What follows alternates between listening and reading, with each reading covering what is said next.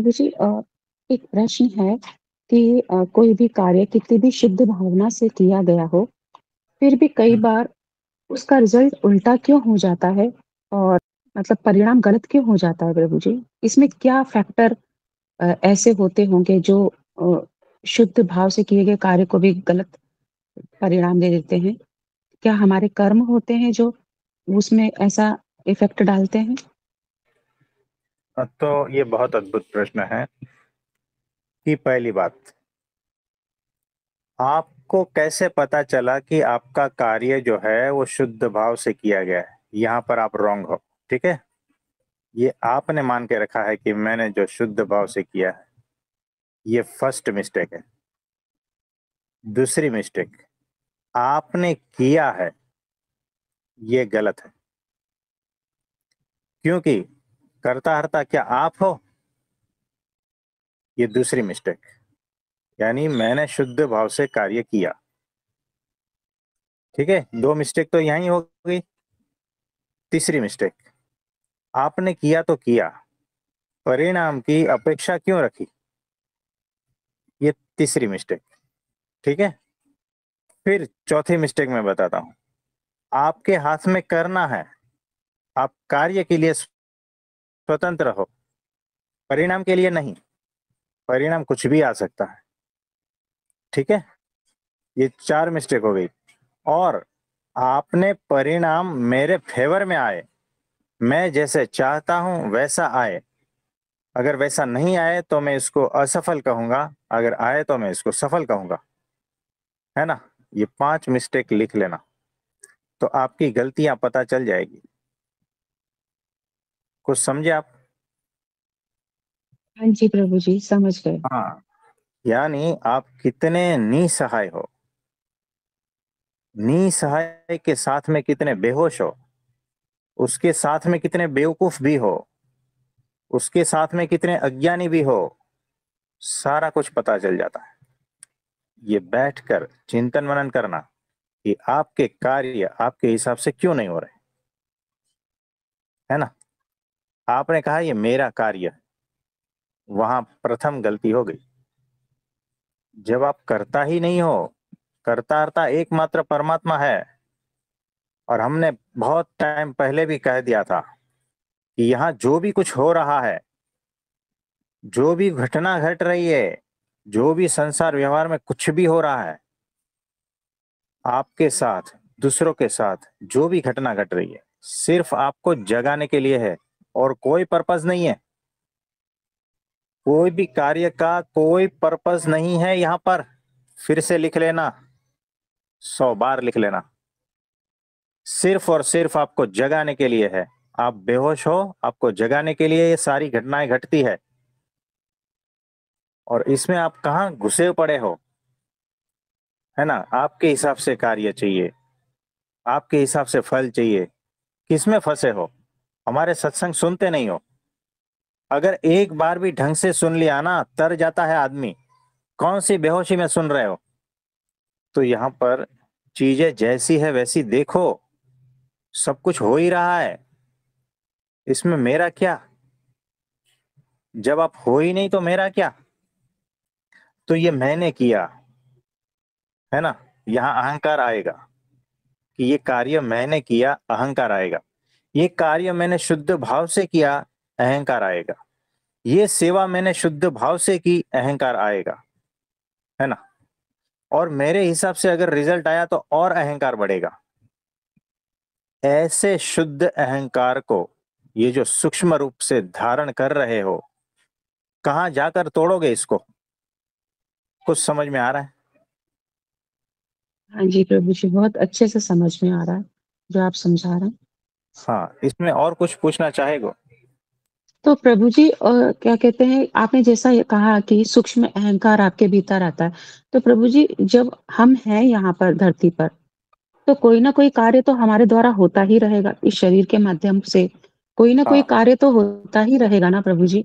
तो अब उस ये बोलने के लिए तो इस प्रकार के शब्दों का प्रयोग करना ही पड़ता है। हाँ जी, तो देखो, मैं शुद्ध भाव से कुछ कर रहा हूँ, ठीक है, बोलने के लिए लेकिन भीतर ये क्या होश है कि मैं करता नहीं हूं? तो फिर मुझे फल की अपेक्षा मेरे हिसाब से नहीं आई ना, तो उससे व्यथित नहीं होना चाहिए। अगर मैं शुरू से ही अलिप्त हूं और हर कुछ कार्य करता जा रहा हूं ना, तो मैं व्यथित होता ही नहीं। फल चाहे कुछ भी आए, मैं व्यथित होता ही नहीं। व्यथित हुआ यानी भीतर अहंकार है। कुछ हिला भीतर से तो समझना कि भीतर कुछ अपेक्षा थी, भीतर कुछ वासना थी, भीतर कुछ इच्छा थी, कुछ न कुछ तो भीतर था जो हिलने से मैं व्यथित हो गया। कृष्ण भगवान को देखो ना, इतना सारा कुछ युद्ध करने के बाद भी अलिप्त थे ना, करता थे ही नहीं वो। यानी वो परिणाम चाहे कुछ भी आए, व्यथित होते ही नहीं थे। और वो ऐसे थे कि परिणाम अपने फेवर में ला सकते हैं, और लाने के बाद भी जो है अहंकार रहित था। ये जो सूक्ष्म लेवल पे, ये सूक्ष्म लेवल पे जो बातें चल रही है ना, और वहां पर जो चिंतन मनन चल रहा है, बहुत ही गहनता से देखना, नहीं तो छूट नहीं पाओगे, मुक्त नहीं हो पाओगे। तो जब करता हरता एकमात्र परमात्मा है ना, जिस दिन ये सूत्र समझ, हम तो कब से कह रहे हैं परमात्मा के स्वरूप को समझो, और उस स्वरूप में सिर्फ इतना ही है कि करता हरता एकमात्र परमात्मा है, आप हो ही नहीं। बोलने के लिए आप कुछ भी बोल सकते हो। तो मैं अगर कहता हूं कि मैंने शुद्ध भाव से सेवा की और विघ्न आया, और रिजल्ट मेरे फेवर में नहीं आया, जो मैं चाहता था उस हिसाब से नहीं आया, आप समझ पा रहे हो? तो जब मेरे फेवर में असफलता या ऐसा कुछ आता है, तो मैं भीतर से हिलता हूं, मेरे भीतर परमाणु हिलते हैं, चेक करना। अगर नहीं हिलता है ना, तो समझना कि वही कार्य शुद्ध है, चाहे परिणाम कुछ भी आए। तो असली भक्ति क्या है पता है? असली भक्ति वही है कि असफलता में भी सफलता देख लेना। ये सूत्र लिख लेना, सबके लिए है।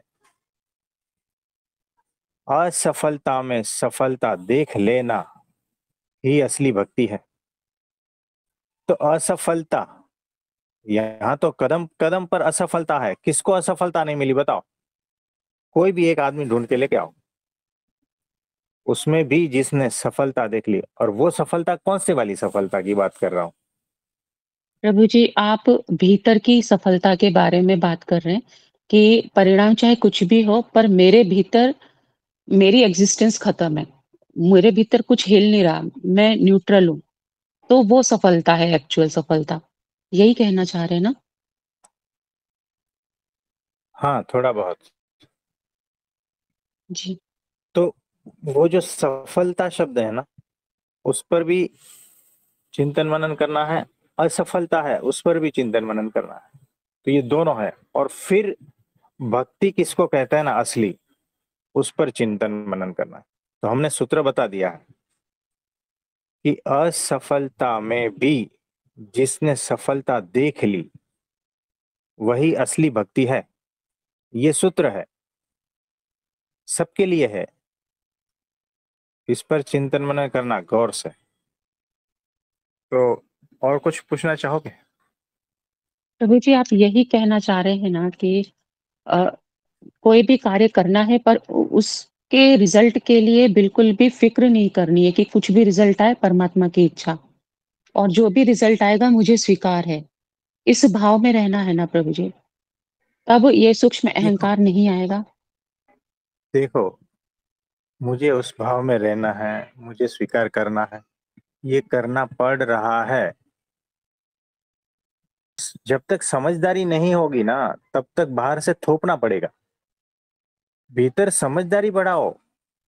समझदारी क्या है? एकमात्र कर्म का या जो भी है, सब कुछ करता हरता एकमात्र परमात्मा है और कोई नहीं।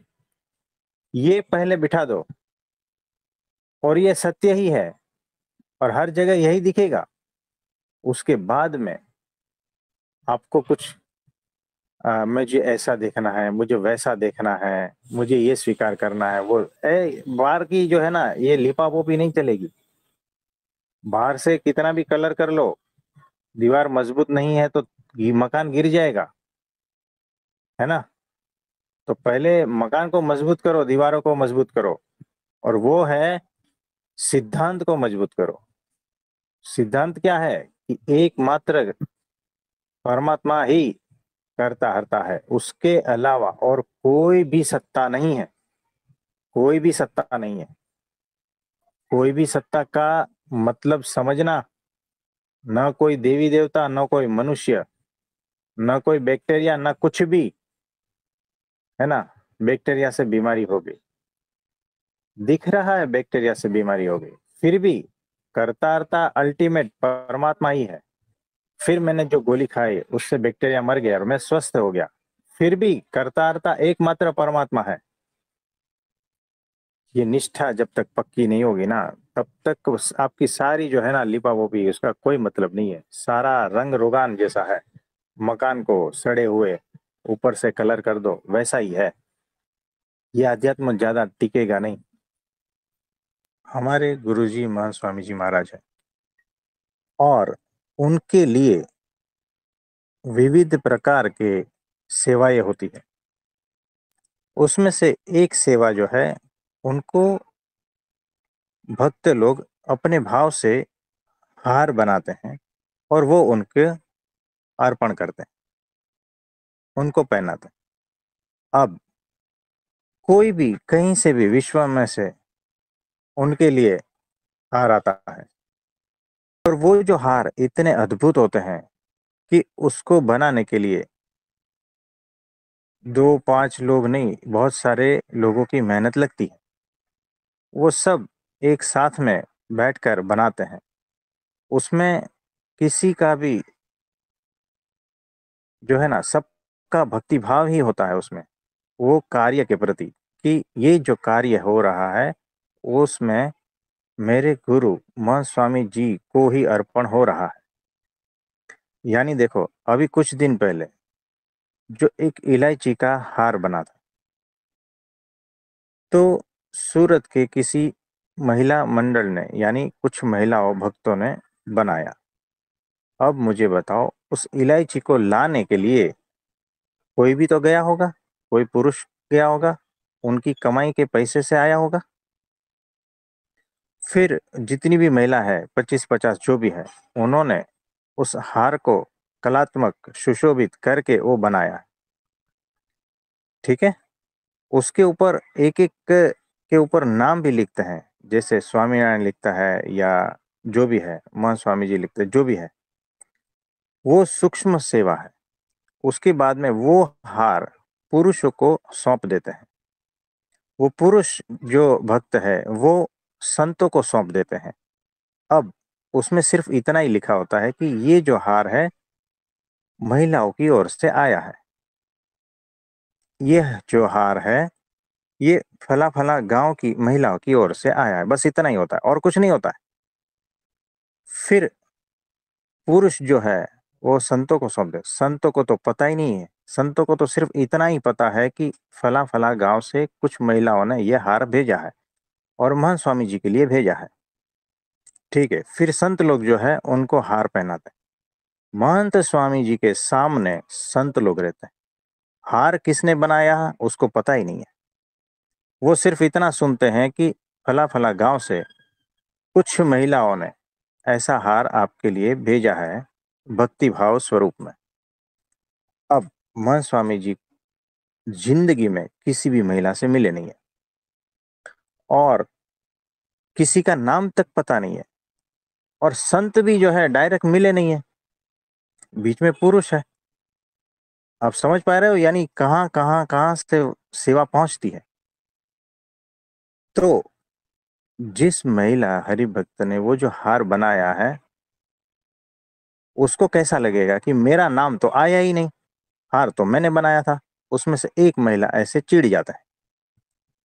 अब क्या करे बताओ। संत इसको तो स्वामी जी जानते हैं और उस महिला जानते हैं, ये जो भाव है ना, भगवान और भक्त का भाव रहता है। इसमें सामने तो संत है ना, संत लोग हार पहना रहे, महिलाएं ने तो हार पहना ही नहीं है। तो जो सामने होता है वो नहीं होता है। जिसने अपने भाव से जो सेवा की है ना, वही जानता है, और उसके भीतर शांति हो जाती है। जो मोहन स्वामी जी आशीर्वाद देते हैं ना, तो उसके भीतर शांति हो जाती है।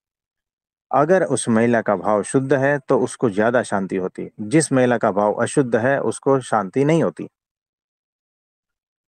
ये सिस्टम आप समझोगे नहीं। ये पूरा हाई लेवल का बात है। आप समझ पा रहे हो? जी प्रभु जी। 1 मिनट। हाँ जी, इसमें कुछ पूछना चाहोगे? तो प्रभु जी, यहाँ पे जो आप ये सूक्ष्म भक्ति समझा रहे हैं हम लोगों को, तो इसमें जो आपने ये कि एग्जाम्पल दिया महिला भक्तों का, तो उससे तो यही सामने आता है कि जो हमारे भीतर भाव हैं, वो भाव भगवान को तो पता ही है, क्योंकि वो तो अंतर्यामी है और वही मैटर करता है, बाकी तो कुछ मैटर नहीं करता ना प्रभु जी। देखो, ये आप जो बोल रहे हैं वो बराबर ही है। मेरे भीतर कितने भाव क्या है ना, वो मैं ही जानता हूं। मैंने मेरी सेवा कर दी, बात खत्म।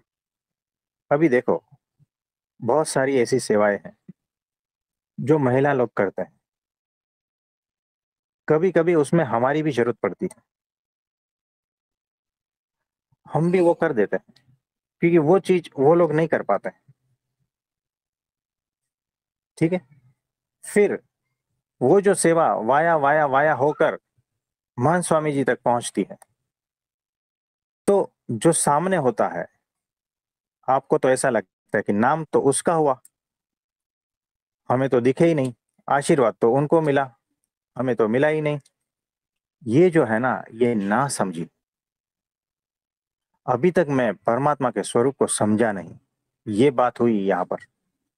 तो मैंने कहीं पर भी अगर आज्ञा से एक पत्ता भी यहाँ से यहाँ हिलाया ना, तो वो परब्रह्म परमात्मा के उसमें नोंद हो जाती है, उसका रजिस्टर हो जाता है। बात खत्म हो गई। उसकी शांति मेरे भीतर उतरती है। आप चाहे कहीं पर भी हो,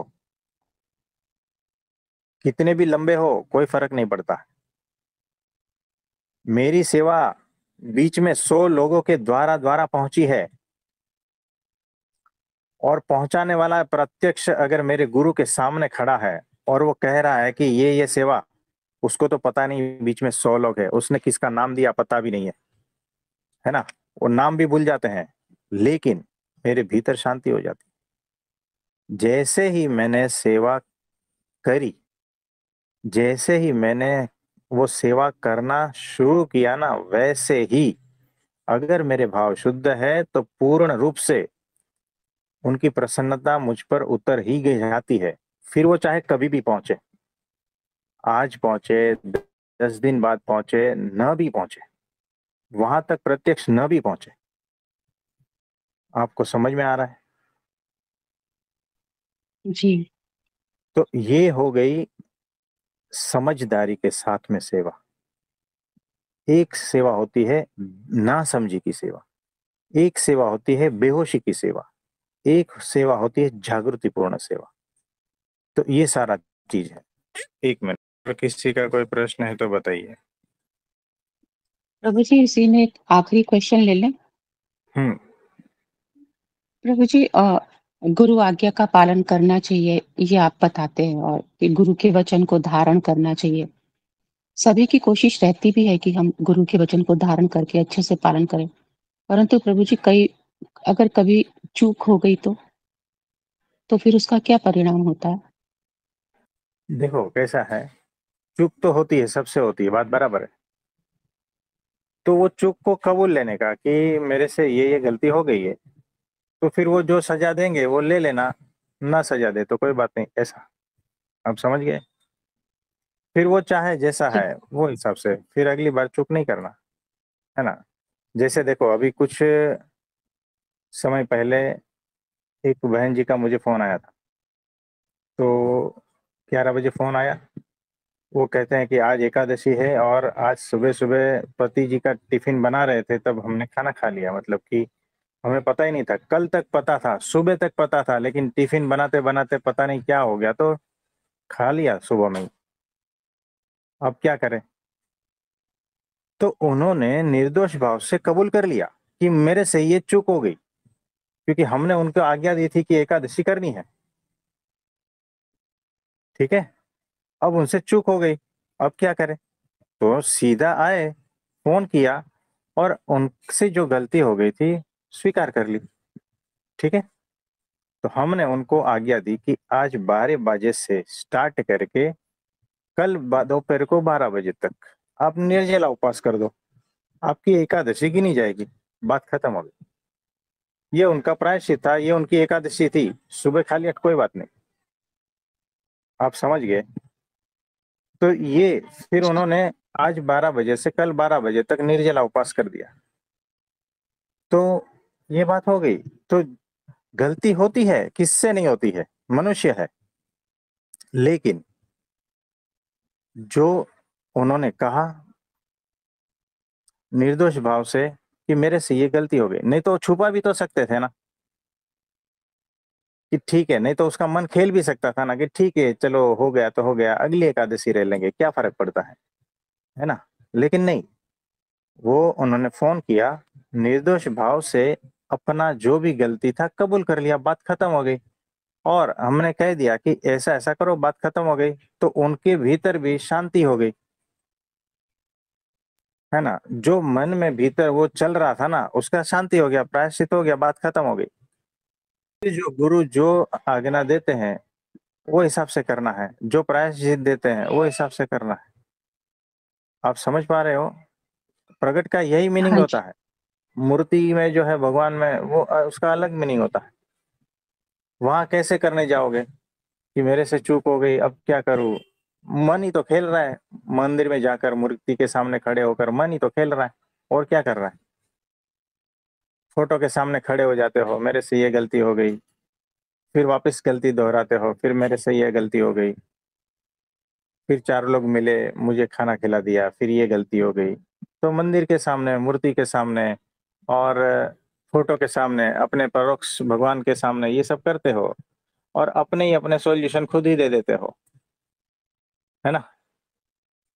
तो जी, यहाँ पर तो प्रत्यक्ष है, प्रकट है।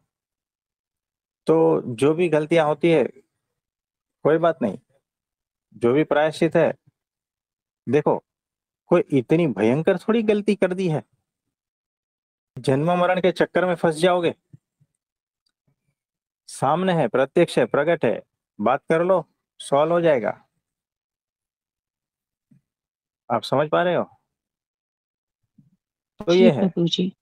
तो अगर देखो, वो जो बहन जी है उन्होंने मुझे फोन किया था कि ऐसा ऐसा हो गया, तो वो तैयारी के साथ में आए थे कि आप जो भी सजा दोगे या जो भी प्रायश्चित दोगे, जो भी है मंजूर है, बात खत्म। तो हमने उनको पूछा नहीं कि आपको निर्जला चलेगा, आप कर पाओगे, ये सब कुछ नहीं पूछा है। हमने सीधा आज्ञा दे दी, बात खत्म हो गई। तो सीधा आज्ञा, उन्होंने कोई आर्गुमेंट नहीं किया, बात खत्म हो गई वहीं कि जो भी प्रायश्चित था बता दिया, तुरंत शांति हो गई। आप समझे? नहीं तो फिर उसका मन खेलता है कि प्रायश्चित लेने गए थे, करूंगा तो मैं मेरी मन का, है ना? तो फिर क्या मतलब? तो जब भी आप अपनी गलतियां कबूल करते हो और जो भी प्रायश्चित देते हैं वो कबूल करते हो तो बात हो जाती है उतने में ही। उस बहन जी को निर्जला व्रत रखने के, उसमें हमारा कौन सा फायदा था? तकलीफ उनको होने वाली थी, उनको तकलीफ देकर हम कौन से खुश होने वाले थे बताओ? 24 घंटे पानी नहीं पीते हो तो तकलीफ होगी उनको, उनकी तकलीफ को देख के हमें कौन सा शांति मिल जाती थी बताओ? तो ये ऐसा नहीं है। सत्पुरुष जब भी कुछ करते हैं ना, आपके हित के लिए करते हैं। आपको प्रायश्चित देते हैं तो भी आपके हित के लिए। आपको कष्ट देते हैं तो भी आपके बहुत सारे कष्ट हैं उसका निवारण करने के लिए करते हैं। उसे ऐसा कोई मजा थोड़ी आता है। तो दुखी हो आप, तकलीफ में हो, उसे पता है, सब कुछ पता है। फिर भी देखो, पेशेंट आता है, ऑलरेडी तकलीफ में है, मेरे पास आते हैं वो लादी कटिंग वाले वगैरह, सब उंगलियां कटा के आते हैं, कभी पैर कटा के आते हैं, कहीं ना कहीं कुछ सर फोड़ के आते हैं, ये सब कुछ करते हैं। अब वो तो आए हैं बेचारे, ऑलरेडी दुख में है, क्या नहीं बताओ, उसका हाथ कट गया है। फिर भी वो थोड़ी ऐसा कहते हैं कि मेरा हाथ कटा है और फिर भी आप मुझे सुई मार रहे हो और दुखी कर रहे हो। पेशेंट समझदार है, उसे पता है कि इलाज यहीं होने वाला है, तो इसीलिए और भी सुई देंगे ना, अगर स्टिचेस लेते हैं तो सहन कर लेते हैं कि ये मेरे भले के लिए है, ये मुझे मेरी बीमारियों से, मेरे दुख से, कष्ट से दूर निकालने के लिए है सारा कुछ। लेकिन यहाँ पर अगर कोई कहता है कि सत्पुरुष हमें परेशान करने के लिए है, तो गलत है, और ना समझिए। और देखो, प्रगट की भक्ति इस पृथ्वी पर सबसे कठिन भक्ति है। प्रगट की भक्ति करने जाओगे धज्जियां निकल जाएगी। जब तक आपको बासुंदी, श्रीखंड पूरी और रस पूरी और ये सारा कुछ है ना, 56 भोग के पकवान खिलाते हैं ना सत्पुरुष, तब तक अच्छा लगता है। और जिस दिन आपके मन को तोड़ेंगे ना, भाग जाएंगे, यहाँ कोई टिकेगा नहीं, ये ऐसा है। तो प्रगट की भक्ति आसान है ही नहीं। यहाँ पर तुम आए हो अपनी मूर्ति को गढ़ने के लिए, गढ़ाने के लिए पत्थर में से, तो वो छेनी हथौड़ी से घा तो पड़ेंगे। तो ये बात है, बिना घा के मूर्ति बनेगी नहीं आपकी। भ्रमरूप कैसे होगे, बिना टेस्ट पेपर आए पास कैसे होगे? पता तो चले आप इतने टाइम से सत्संग में कर क्या रहे हो, है ना? तो टेस्ट पेपर आएंगे, किसी के भी द्वारा आएंगे, तो एकमात्र यही समझना कि जो भी आया है ना, मेरे परब्रह्म परमात्मा के द्वारा ही आया है। क्योंकि किसी की औकात थोड़ी है मुझे टेस्ट पेपर देने की, वो जरूर मेरा प्यारा परब्रह्म परमात्मा ही है। और करता हरता एकमात्र वही है, वही ये सब कुछ करता है, वही कर सकता है। उसके सामने किसी की क्या औकात कि जो मुझे टेस्ट पेपर दे सके। आप समझ पा रहे हो? तो बिना निष्ठा भाग जाओगे, तो ऐसा है। Thank you Prabhu ji, thank you Prabhu ji, thank you. पूरा तोड़िएगा प्रभु जी, पूरा तोड़िएगा, मैं निष्ठा रखूंगी। आप पूरा तोड़िएगा मुझको, पूरा तोड़िएगा, और मेरा हाथ तो मत छोड़िएगा, चाहे कुछ भी हो जाए, please Prabhu ji. Thank you Prabhu ji, thank you, thank you, thank you.